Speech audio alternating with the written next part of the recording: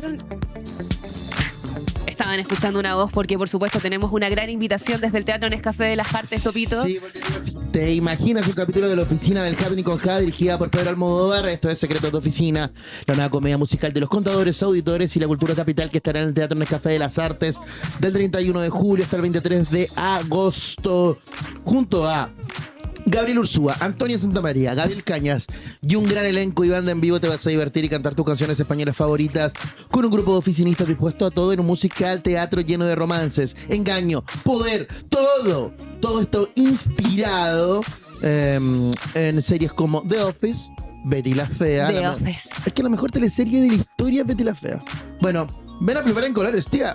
Las entradas están a la venta en ticketmaster.cl y sin recargos en boletería del teatro, con 20% de descuentos para socios de la comunidad de las artes. Teatro Nescafé. Me gusta el arte. Y presenta también el puesto número 3 del ranking de noticias porque la agenda de seguridad pasó al centro del debate público y el gobierno buscó marcar los tiempos políticos en una cita en La Moneda junto a cerca de 70 alcaldes de distintos sectores. El presidente José Antonio Kast defendió la ACOT, que reúne cerca de 30 proyectos incluyendo una reforma constitucional, abriendo la puerta a más facultades del Estado frente al crimen organizado y el terrorismo. La ofensiva sucede mientras la Cámara aprobó la extensión de la legítima defensa privilegiada para funcionarios de Franco, pero también en medio de dudas dentro del oficialismo sobre hasta dónde reformar la Constitución. Alcaldes de oposición pidieron más prevención, recursos, presencia territorial, mientras la derecha respaldó la agenda y cuestionó a quienes abandonaron anticipadamente esta reunión. Camilo Espinosa. Oye, a ver, partamos con que hubo una noticia que en verdad no fue tanta noticia, en el sentido de que fueron los alcaldes a La Moneda. De todos los colores. De todos los colores. Fueron, de acuerdo a lo que entendemos nosotros, invitados el día anterior, como en la noche. Oye, mañana a La Moneda, tempranito, tenemos este magno evento. ¿Almorzamos ahí? Canapé. No, porque fue en la mañana. Ah, ya. Canapé y nada, lleguen y les vamos a presentar el ACOT, el proyecto de seguridad, y queremos escucharlo y decir. Muy buena onda hasta ahí. Los alcaldes en general aceptaron la invitación. Llegaron desde Tomás Bodanovich, Matías Toledo, que de hecho son los protagonistas de esta que yo les digo que no noticia. Acto seguido, aparece en Emol y me parece que en otro medio, pero no recuerdo ahora cuál.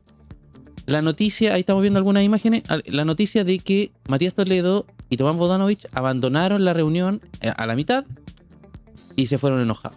Ese era más o menos Ese era el libro. Claro, y nosotros así, oye, qué la escoba, hubo pelea, aparece en La Moneda, qué sé yo, empezando a averiguar algunas cositas. Y después el mismo alcalde Bodanovich comentó en Twitter, no sé si tenemos ahí el comentario del alcalde, trató a Emol de promover una fake news, que esto nunca fue tal, que finalmente pasó que como lo avisaron a la última hora, ellos tenían otras actividades contempladas durante el día y que tuvieron que reunirse, pero todo fue en buena onda, hablaron con el presidente, lo saludaron, se excusaron de que tenían que irse porque tenían actividades contempladas. Y que muchas gracias por la invitación y que ya incluso habían estado ya dentro de la reunión como una hora y media. O sea, harto tiempo, no fue como que se fueron a los 10 minutos, 20 minutos. Escucharon todo lo que consideraron que había que escuchar y cuando cacharon que la reunión ya estaba en un modo medio laxo, dijeron ya, vamos. ¿Cachai? Como agarraron su equipo y se fueron y se despidieron de todo el mundo. Todo en un ambiente de cortesía y buena onda. Aparte, a Raúl también se faltó, ¿no? Como que tenía cosas también tenía actividad, entonces como que lo metieron medio entre medio de la agenda esta actividad. Ahí estamos viendo el comentario completo. Noticia absolutamente falsa de @emol, un medio del que uno esperaría mayor seriedad y rigurosidad periodística. Recibimos la invitación ayer, ajustamos agenda comprometida para asistir.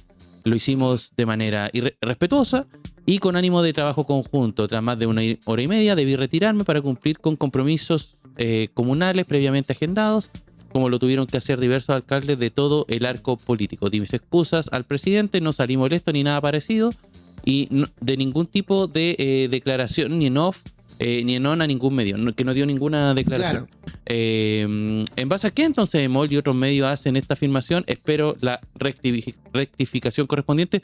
Rectificación que no sé si finalmente se hizo en Emol, Por lo menos hasta ayer, hasta lo que estuve viendo esta noticia, tipo 6, 7 de la tarde, la noticia seguía igual con la afirmación. Entonces, hay un proceso, y esto es interesante, un proceso que yo desconozco si al menos no me da la impresión de que forma parte más bien de un error o tal vez en verdad Emol tiene fuentes y puede salir incluso a replicar al alcalde Bodanovich. Pero da la sensación de que algo que en verdad está siendo difundido como una buena noticia porque se estaban reuniendo personas de distintas, digamos, sectores del arco político a conocer esta agenda de seguridad. Eso es lo primero. Habló Matías Toledo, ¿no? El alcalde de Puente Alto. A ver, revisémoslo cortito. Sí, la verdad es que voy a ser bien sincero, yo creo que estas reuniones son bien importantes, son un espacio de diálogo. Sin embargo, creo que al ver tanta gente muchas veces lo que es relevante se diluye, cada uno empieza con sus problemas particulares y empezamos, ¿cierto?, a escuchar las problemáticas que vivimos cada uno en los territorios, y sabemos que muchas veces estas instancias donde debiésemos plantear quizás ideas o discusiones más en lo nacional se diluye entre tantas voces, así que si bien se agradece el espacio, muchas veces no cumple el objetivo para la que tiene que ser creado. Oye, hemos hecho la culpa a los alcaldes oficialistas, que ellos se enojaron con los de oposición porque se fueron antes. Pero ya... Sí, puede que haya algo de... Hay que hablar bien esta información porque a lo mejor es una operación política. Lo trajeron a la boca del lobo. Y entraron a la boca del lobo. ¿Y entraron y se los comieron? Hay que ver cómo evoluciona. Claro. Pero yo creo que está bueno esto y que salga con fuerza lo de aquello. Porque los dos protagonistas son el alcalde de Maipú y el alcalde de Puente Alto. Sí. Que obviamente debe haber una ofensiva de alcalde oficialista, porque Díaz Toledo les marca la agenda. Si hablamos de que el Partido Nacional y el PDG tocan la música de La Moneda, en los alcaldes la música la está poniendo Toledo. Está poniendo Palito Chile, la Chichigán, pero está poniendo en la música. En la música. Música urbana, es Música urbana. Él está saliendo, él salió a la calle antes que todo y ahora están todos en esta parada. Y vino hace un mes vino el Veno a Turno Z. Hay que decir que el original, digamos, es peruano. Es un concejal peruano que hacía el Callao. Esa persecución a la incivilidad en la calle que se grababa. Yo lo seguía de antes que llegara a Chile, y tenía una voz en off que era muy buena. Oye, causa, ¿cómo se te ocurre hacer esto? Y después lo cambiaron, y nosotros, los que somos del Callao, del Perú, porque yo me siento parte a través de las redes, pedimos que volviera el antiguo voz en off, y no volvió nunca más. Mira lo que hace nuestro alcalde, pinta las canchas para que no vengan tras las drogas, dice. Muy bueno. Ahora el que está en el epítome de ese, que lo está llevando así allá a nivel exorbitante, el alcalde Sichel de Ñuñoa. Sí. Que ayer subió uno justamente en la Villa Olímpica. Mira. Zona que tú conoces. Sí, tú y también. están haciendo una remodelación, parece que de una multicancha, al menos lo que se alcanzaba a ver en el video. Y habían tipos tomando en la calle, pero ahora está más comprensivo. Porque se acercaba a estos sujetos y le decía, yo le ofrezco todo, le ofrezco rehabilitarse. No. Acompáñeme y yo lo llevo a un centro de rehabilitación comunal, todo gratis, ahí lo estamos viendo. Pero sabe, está súper bien, habla de reinserción social fuera de la broma. No sé, veámoslo un poquito y lo comentamos. No tiene ganas. Es chistoso y todo, pero está bien, está bien. Lo ofrezco todo. Ay, que no. Siento, Que no me siento. muero. Me voy a morir. Me voy. No, mira, tienen todo tomado acá. Otra vez. A ver. ¿De quién es todo esto? ¿Por qué no se quiere ir a las ferias? ¿Por qué no hay un lugar si no podéis estar en la calle? ¿No te amajaste estar acá en la calle? No, pero mira, esto es una plaza de niños. Mira cómo la tienen. La estoy remodelando entera, haciendo nueva y ustedes se la toman. Rones. Estos rones, cajas de vino. Querían hasta hielo. Yo fumo. No, quiero que se vayan. La verdad, quiero que nos sigan acá. ¿Se quiere una feria, sí o no? ¿Sí o no? No, ya, entonces no tengo nada que hacer. Ya, pues. Digan y me regalan de nuevo. Que no sea rehabilitación. Yo lo llevo a un lugar. Porque voy a arrancar. Ah, pero es que entonces, mira, yo tengo como obligarte de rehabilitación. Lo que no puede pasar es que tú te tomes el espacio público y tengas así al lado una plaza. ¿Ya? No te voy a dejar. ¿Por qué no se va a rehabilitación? ¿Por qué no se da rehabilitación? Esto es como cuando Lavín llamaba a los que fuman marihuana, bro.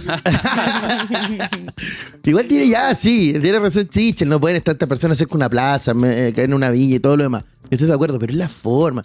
Como, mascarera. Yo te mando de Pero, rehabilitación. insisto, ¿qué yo creo que es eso? está más comprensivo porque antes salía persiguiendo a los compadres, como que había compadres que se arrancaban y los salía persiguiendo por los pasajes. No sé, en un momento era bien zafado, pero ahora yo lo veo así en un tono más paternal. Más paternal. Pero oye, fuera de la caricaturización para las personas que vivimos con personas en situación de calle dentro de la misma cuadra o de la misma vuelta a la manzana, Ujú.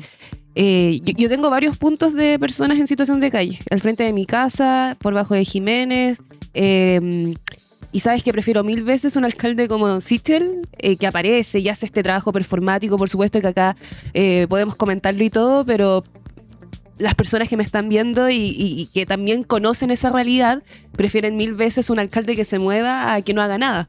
Porque, por ejemplo, mi alcalde no hace absolutamente nada y todos los días se va sumando gente en situación de calle, tomando, drogándose o quizás simplemente pasando el frío, que estamos en invierno. No, sí, yo creo que está bien. Yo creo que está bien que hagáis la pega y todo lo demás. La idea es, ¿estás haciendo la pega?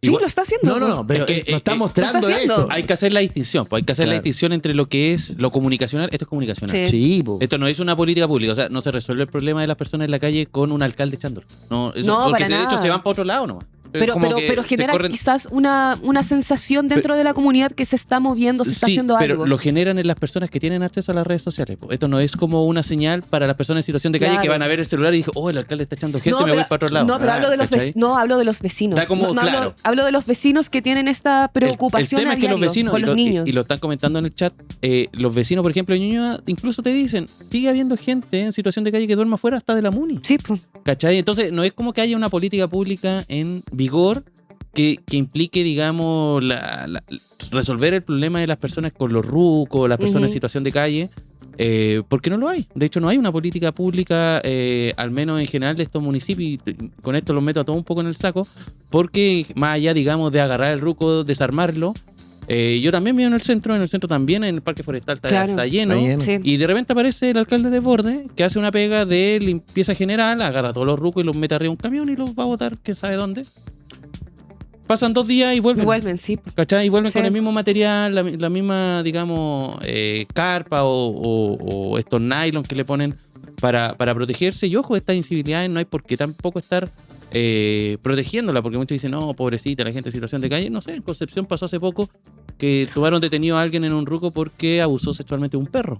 De una perrita, Entonces sí. también son espacios que Qué se lamentable. prestan para una situación, yo creo, un poquito más grave. Siguiendo con la información, en paralelo a lo que ocurrió con los alcaldes en La Moneda, también hubo acción en el Congreso donde se aprobó lo que se ha bautizado como la Ley Naín Retamal 2.0, Ujú. que es más que nada ampliar el arco de acción de la legítima defensa privilegiada desde no solamente, digamos, los carabineros o los funcionarios de seguridad que estén en servicio, sino que también a los funcionarios de Franco, a propósito de casos que hemos sabido igual por los medios de hay un policía, un PDI que presencia un asalto y que está, digamos, de civil y que ellos no se quedan de brazos cruzados, Ujú. sino que actúan. Entonces, que en ese tipo de escenario ellos también cuenten con ese nivel de protección, es algo que en general tuvo, digamos, un acuerdo bien importante. No sé si tenemos la votación de esa. Aquí lo tengo. 114 votos a favor, si fue una. Es muy transversal, es y transversal. solo 26 en contra y 2 abstenciones en respecto a esta legítima defensa privilegiada. Y siguen habiendo movimientos, es algo que evidentemente vamos a estar monitoreando, pero hay gente que no le convence tanto, algo que comentábamos ayer, del mundo de la derecha, del oficialismo, que no está tan de acuerdo con esto de mover el avispero de la Constitución. Sí. No quieren meterse ahí. Es como que saben que es como terreno, no, dejemos la Que Constitución ellos tranquila. mismos cerraron la puerta, le pusieron candado, le pusieron todo, adobe, maicillo, cerraron la puerta, otra puerta más. Claro, y ahora te dicen, vamos a reformar el artículo 1.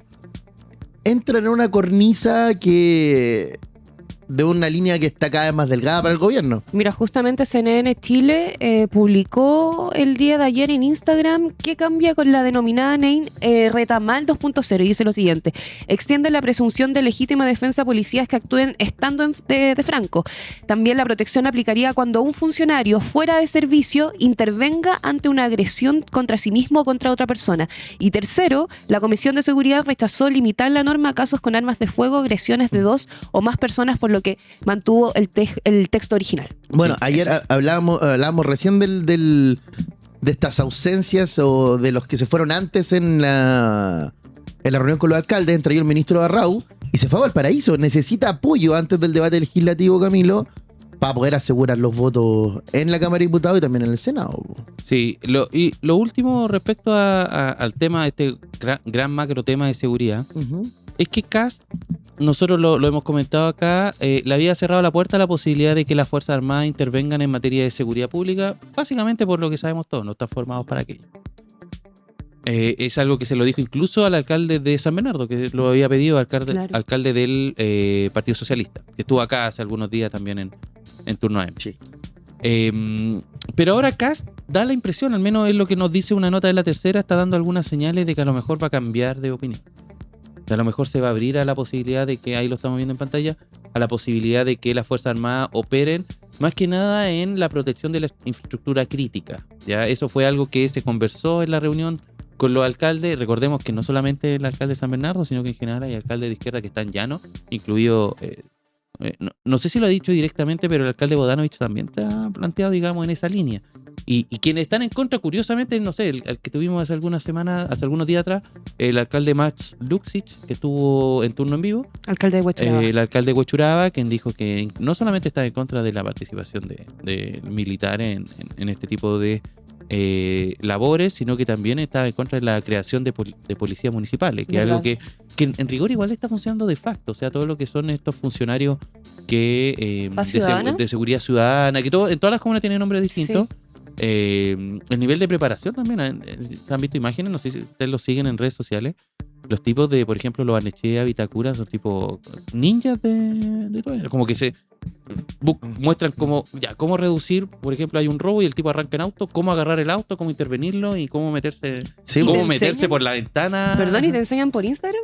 No, ¿Hacen no un video a los no. sitios? Hace como demostración. Ah, Ay, ¿Cachai? qué Como show, el show comunal, no sé. No el son aniversario de la tutoriales. comuna. Están capacitados entonces. algunos sí, po. Sí, está como avanzado. En verdad está como hay agua en la piscina, por así Claro. decirlo. Si alguien se atreviera y dijera voy a presentar un proyecto para policías municipales, en verdad ya las municipales tienen en general, digo, sobre todo las comunas urbanas grandes, tienen su equipo municipal, algunos más entrenados que otros. Hay que ver cómo eso se El desenvuelve. debate es la utilización de armas. Claro. Porque cuando la seguridad ciudadana ya ocupa armas, se transforma casi como en una policía. Por eso se habló en su minuto de armas no letales, como el taser, otro dispositivo de seguridad, como el Ajá. Volacrap. ¿Han visto el Volacrap? Sí. Sí. Que dispara y y una vez ¿Te pasó? Es como una boleadora. lo probé. No. Sí. ¿Y cómo estáis acá vivo? ¿Qué... No, pero es que te da vuelta un cordel. Por Tipo, eso. Arriba y abajo. efecto boleadora. Sí. Y te enganchan. Como Y el tipo después que te va sacaste con, así, el po. tipo que Suena va como un corriendo y disparo. le tira ahí. Así como profundiza. Claro. ¿Viste? Sí, pues te dan vuelta y después que hay así como. Y aparte tiene un sonido de disparo que también te paraliza, po. ¡Pah! ¡Pah! Y te tira. Bien, eso. Oye, acá en el chat confirman que Bodanovich sí dijo lo de militares a la calle. Sí, lleva harto rato. Sí. En el gobierno del presidente Boric ya estaba en esa parada el alcalde de Maipú. Pero hay que ser claro y ver si es que, primero, es tan necesario hoy, para qué van a intervenir, en qué zonas van a intervenir. Yo creo que es clave eso también. Y bueno, falta un reforzamiento humano de No, carabineros de Chile. yo creo que puede ser un elemento disuasor, es decir, que hayan militares que están en ciertas zonas importantes, sobre todo, por ejemplo, este tipo de delitos que ocurren, no sé, pienso yo, en hospitales o en CEFAM. Siempre hay como riña, hay situaciones. Claro. Yo me acuerdo hace poco ocurrió, si no me equivoco, fue en un CEFAM de San Bernardo, si es que no fue en el Hospital El Pino, en donde llegaron narcos y empezaron a amenazar a alguien que estaba internado porque había recibido un disparo de bala. Ahí, por ejemplo, ahí sería importante tal vez tener un refuerzo en seguridad. En ese tipo de lugares, también lo que ha ocurrido, por ejemplo, tiroteo fuera de colegio, cosas como de ese estilo, tal vez podría ser importante. Es peligroso, por ejemplo, meter militares en persecución, porque ahí lo más probable es que tengamos fallecidos, muertos, que en verdad... Que es para lo que están preparados. Claro, pues la acción de justicia puede que ahí Igual- se diluya. Igual bien, a mí yo estuve en una prueba, no es que me detuvieron por algo, ojo, voy a dejarlo ¿Qué pasó? claro. Dice Diego que van a intervenir en las zonas pobres. Hoy en día la seguridad tiene una doctrina de clase y yo estoy muy de acuerdo con él. ¿Dónde van a poner los militares? ¿En qué comuna? ¿En Las Condes? ¿En Vitacura? No, dijeron No, que en po. poblaciones ya dijeron que el Los estado de 50 barrios excepción críticos. Sí, 50 barrios claro, críticos. va a ser, por supuesto, Independencia, Conchalí, quizás Santiago Centro, San Bernardo, ¿qué otra comuna? La Pintana. Hay que decir que los 50 barrios críticos también es una iniciativa que viene de atrás, que viene de Calle Sin Violencia, el presidente Boric, de quien vamos a hablar en el 1. Porque y que siempre generó un debate, porque ¿por qué 50? Porque puede haber una que reclame, que te va a quedar afuera. Oye, yo Claro. soy el barrio 51, ¿cachai? ¿Por qué 50? Tienen que ser Claro. los que son nomás, po. Entonces, nada, hay que ver cómo evoluciona evidentemente el debate, que por lo menos uno piensa que se va a tomar todo el segundo semestre, la seguridad y las políticas de seguridad que empiecen a circular desde el gobierno y en el Congreso. Vamos al número 2. El presidente de Estados Unidos, Donald Trump, retomó su cruzada contra las vacunas y firmó un decreto para revisar el número y orden de las inmunizaciones infantiles recomendadas. La medida, impulsada por el secretario de Salud Robert Kennedy, insta a los estados a separar dosis, reducir las vacunas por consulta y ampliar exenciones por motivos parentales, religiosos o de discapacidad. El giro sanitario sucede a 3 meses de las elecciones legislativas de mitad de mandato y en paralelo a una ofensiva republicana contra Anthony Fauci, acusado de desacato al Congreso por negarse a responder preguntas sobre su gestión durante la pandemia. Los demócratas denuncian una caza de brujas, mientras expertos advierten que el discurso antivacunas puede aumentar el temor social y debilitar la salud pública. Ya, esto es importante, esto es serio y me da la impresión de que en Chile lo hemos tomado muy a la ligera.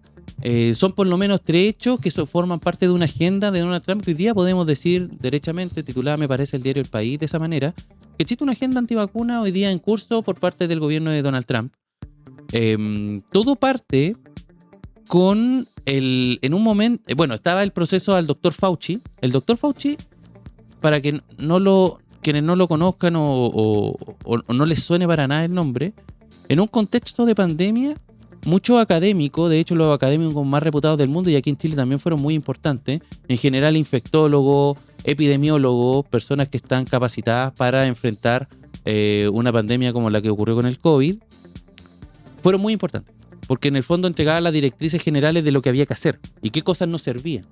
¿Cachai? Como que hubo en un momento mucho debate de qué hacer frente a la situación del COVID y veían, por ejemplo, lo que había ocurrido en China, estaban viendo lo que estaba ocurriendo. Me acuerdo de uno de los primeros países en que quedó la escoba fue en Italia, particularmente en la zona de Lombardía, en donde el nivel de contagio, el nivel de muerte se multiplicó y las autoridades no sabían qué hacer. Llegaron los chinos allá y se dieron cuenta que en verdad no había ninguna cultura en Italia de cómo enfrentar la pandemia. Entonces los doctores fueron muy importantes. En Estados Unidos en particular el doctor Fauci, yo te diría que fue el más importante de todos, que además era quien dirigía los... no recuerdo ahora cómo es la sigla, pero son los centros de atención en materia... Algo así como el MinSal... no tanto el MinSal, sino como la subsecretaría de redes asistenciales, Ya. quienes son los que ven, digamos, directamente los CDC, hospitales, los CDC. El CDC. Que son los CDC, porque son los centros de... Para el control y la prevención de Claro, enfermedades. Los disease, CDC. que son la de esa enfermedad. Entonces,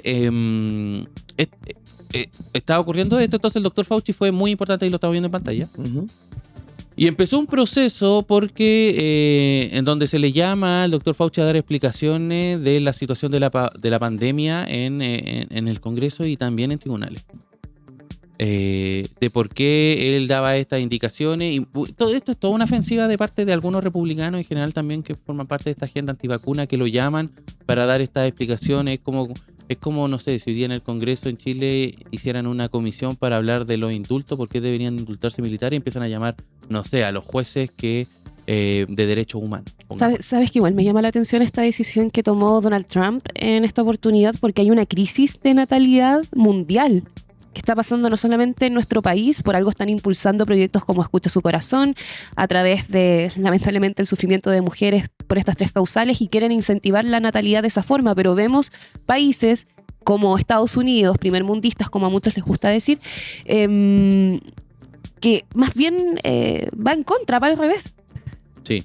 De hecho, a propósito de lo que dice Olivia Rodrigo, la cantante salió a reclamar por justamente hubo un recorte el tema de los abortos en Estados Unidos, un recorte presupuestario, como que menos plata.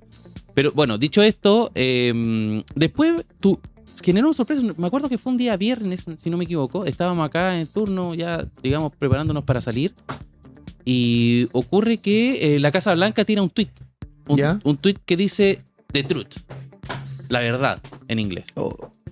Ya empezamos a entrar y nos dimos cuenta que era una página especialmente hecha por el gobierno de Estados Unidos, lo estamos viendo en pantalla, en donde básicamente la tesis general, se supone que no un montón, pero bien ligada a la especulación de que el COVID fue creado en un laboratorio chino. Y empieza a haber cosas que en general todos sabemos que, por ejemplo, el primer caso se detecta a varios, ahí me dice 7,5 millas, pero en general había una distancia no tan lejos, pero tampoco tan cerca del laboratorio de virología, el Instituto de Virología de Wuhan, que fue donde se detectó el primer caso, el caso 0. Sí. Entonces, tratando de responsabilizar a China de esta pandemia que tuvimos y que no fue, digamos, una zoonosis de carácter natural. ¿Te acuerdas todas esas bromas que se hacían del plato de murciélago que efectivamente se come en ese mercado de alimentos en Wuhan? Entonces, y todo lleno de especulaciones, ninguna prueba contundente. Entonces, en general, los medios como que no lo pescaron mucho, salvo aquellos que querían decir, bueno, ¿qué onda esto? Y que genera una conversación importante en materia de qué pasa cuando una fake news tiene respaldo institucional, en este caso la Casa Blanca. Dicho esto, que en general pasó bien colado y nadie lo tomó mucho, aunque a mí me parece que es una situación grave el hecho de que un gobierno esté respaldando este tipo de teorías de conspiración. Tenemos el caso de que lo que ocurrió ayer, que finalmente Donald Trump firma un decreto en el que exige que los centros de control de enfermedades pongan vacunas no las 18 que están establecidas, sino que a 11. Se le reduce sobre todo la vacuna la vacuna infantil. Entonces se limita la cantidad de dosis. De todas maneras, estaba leyendo algunos medios gringos, algunos hablaban de que esto era más bien, se interpretaba como una recomendación, o sea, depende del centro si le hace caso o no. Ya, no es como un... pero hay otros que dicen que en verdad es igual el Ministerio de Salud diciéndote, compadre, eso no se vacuna nomás, no te pasí, no hagan programas de las otras 7 restantes. Entonces, es una conversación que está muy álgida cuando sale esta noticia. Evidentemente se toma todos los portales internacionales, particularmente los estadounidenses, justamente para abordar este tema que tiene bien preocupado en general a la ciudadanía, en un contexto también en que Donald Trump necesita mandarle señales también a su electorado particular de cara a las elecciones que se vienen a fin de año. Vamos al número 1.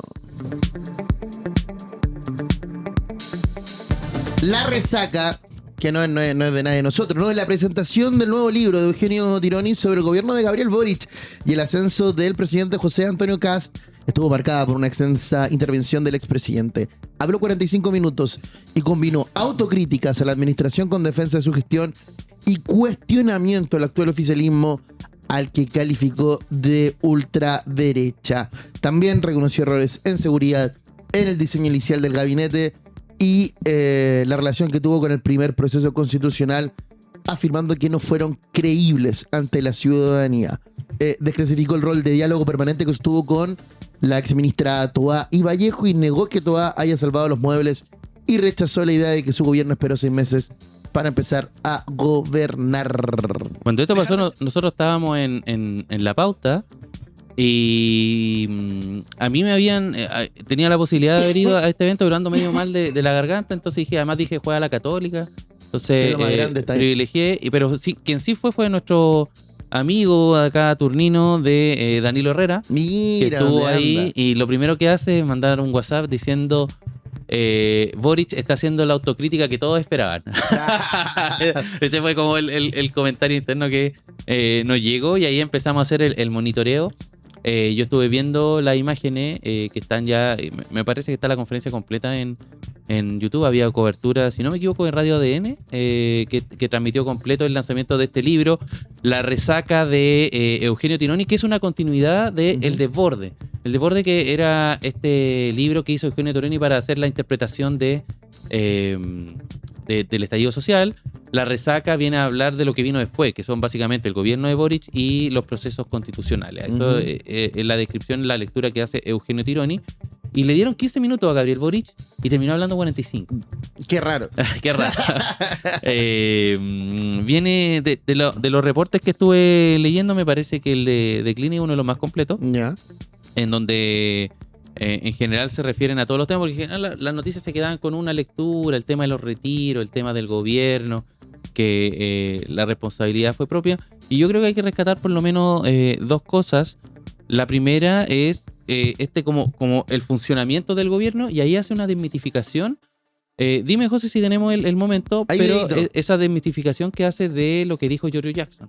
Que Giorgio Jackson en un momento señala que el gobierno dependía de que se aprobara, que ganara el apruebo, básicamente. La propuesta de nueva constitución. Claro, y que nosotros ahí recién íbamos a empezar a gobernar. Más o menos dio a entender eso. No recuerdo ahora la cuña exacta, pero dijo eso. Sí, pues. Y Boric dice que eso es falso, que eso es mentira, que eso nunca ocurre. A ver, veamos el video. Escuchémoslo y lo comentamos a la vuelta. Vamos. Pero me voy a centrar en algunos. Ahora voy a rebatir algunas tesis del libro. A ver. En primer lugar, hay una que está muy extendida, que no es que yo solamente discrepe como que me arda el pecho, digamos, de emoción cuando la escucho, sino que es fácticamente mentira. O sea, o un error, para no acusar intención, que es que el gobierno esperó 6 meses para gobernar. Eso se repite insistentemente, se ha dicho por diferentes analistas que los primeros 6 meses estuvimos detenidos. Ahí está. Y Eugenio también lo toma, incluso llega a decir algo así que el proceso constituyente había sido en rigor el mecanismo ideado por la clase política para canalizar las fuerzas caóticas del 18 de octubre y volcarlas hacia la construcción democrática de una nueva institucionalidad. Al esperar de él la habilitación para gobernar, el gobierno terminó cautivo de un dispositivo ideado para encauzar la crisis, no para sustituirlo. Antes del 4 de septiembre, como gobierno creamos el copago cero, una de las políticas públicas más apreciadas durante nuestro gobierno. Ingresamos la reforma tributaria. Iniciamos el proceso de diálogo para comenzar la reforma de pensiones, que llegó a puerto mucho después, gracias a que hubo un proceso de diálogo previo. La primera decisión que tuvimos que tomar respecto a gobernar fue respecto al MECCO, en donde hicimos justamente lo contrario, que ambas son decisiones legítimas, pero a lo que realizó este gobierno respecto a quién traspasarle los costos de la crisis. Nosotros teníamos la inflación arriba y el precio de los combustibles arriba, producto de la guerra en Ucrania. Este gobierno la tiene por la guerra en Irán. Tomamos decisiones justamente opuestas, pero decidimos. Ahí está lo que... El copago cero, esto hablaba de antes del 4 de septiembre, que son decisiones que hicieron durante los primeros 6 meses, y ahí empieza también el presidente Boric a defender este legado. Lo que sí que había un desorden ministerial Eso bien serio. hizo ahí la autocrítica justamente respecto a el gabinete. Dice que hubiese estructurado el gabinete de manera distinta. Eso sí, y me llamó la atención esta declaración cuando dice que no es mentira también que Carolina Toá llegó y salvó los muebles. Claro. Eso, no sé si tenemos esa declaración porque a todo el mundo le dio esa impresión. Ahora, él dice respecto justamente a lo del gabinete que él hubiese incluido a personas que tuviesen más experiencia de Estado, no un gabinete de comillas más tan joven. Y eso no quiere decir que necesariamente hubiesen entrado más PPD o más, como se suele en el fondo cuestionar, más gente del socialismo democrático. De la antigua concertación. Pero a mí me da la impresión de que ahí el presidente Boris sigue un poco remando contra la marea de lo que vimos todos, en el fondo. Sí, había un desorden importante en el arranque del gobierno y empezaron en ese momento, el cambio, digamos, más bullado fue justamente el de Iker Siches por Carolina Toá, y que terminó, digamos, y le dio inicio a una nueva etapa en el gobierno. No sé si mejor y peor, pero sí distinta, y se notaba que mucho más ordenada. Él en algún momento también habla de triunvirato, que en algún momento el círculo de hierro del gobierno fue él, Camila Vallejo y Carolina Toá. Vamos a ver qué es lo que va a ocurrir entonces con esta intervención. Bien interesante, está para escucharla durante el día, porque bueno, también hablábamos de esto. Primera vez que yo creo que hay una autocrítica más o menos grande a el diseño, que el diseño fue muy débil en su minuto. Mira, escuchemos la parte de la intervención de la ex ministra Toá en el gobierno, donde dice: maestro, ¿le salvaron los muebles? Sí. Vamos a escucharle. Desde el día 1. Acá no hubo un gobierno de brazos cruzados a la espera. En segundo lugar, está muy instalada la tesis de que el ingreso de Carolina Toá, y se dice que con ella el de socialismo democrático, esta frase no la ocupa Eugenio, o sea, se dice en otros espacios, pero salvó los muebles. Y lo que sí dice Eugenio es que Carolina Toá fue el centro de gobierno. Yo me atrevo a discrepar públicamente con esa tesis, porque sé que Carolina discrepa también de esa tesis. Porque nosotros tuvimos una situación muy atípica, que es que en segunda vuelta formamos alianza con quienes habíamos sido hasta ese momento adversarios políticos. Y la pregunta es si en las mismas condiciones la candidata que era del sector al que se hace referencia, que en este caso es socialismo democrático, que en este caso es Yana Proboste, hubiese tenido las condiciones para gobernar, o cómo hubiese gobernado con la alianza inversa. Por supuesto, eso es política ficción y no se puede saber. Pero estando consciente que el diseño original de gobierno, desde mi perspectiva hoy día, debió haber sido diferente y más equilibrado, decir que solamente con el ingreso de Carolina Toá el gobierno se salva y que ahí está el centro de conducción del gobierno, eso no es cierto. E insisto, tengo la tranquilidad de que Carolina tampoco lo cree, porque logramos formar en el gobierno un equipo que tenía pesos y contrapesos, un equipo que dialogaba permanentemente y cuyos conflictos no se hacían públicos. Los ministros no se mandaban mensajes por la prensa, nunca. Y en donde cuando había diferencias, las resolvíamos. Entonces teníamos un equipo en el gabinete, con los subsecretarios también. Un equipo, y yo siempre le dije a nuestros ministros del comité político que el comité político fue muy importante.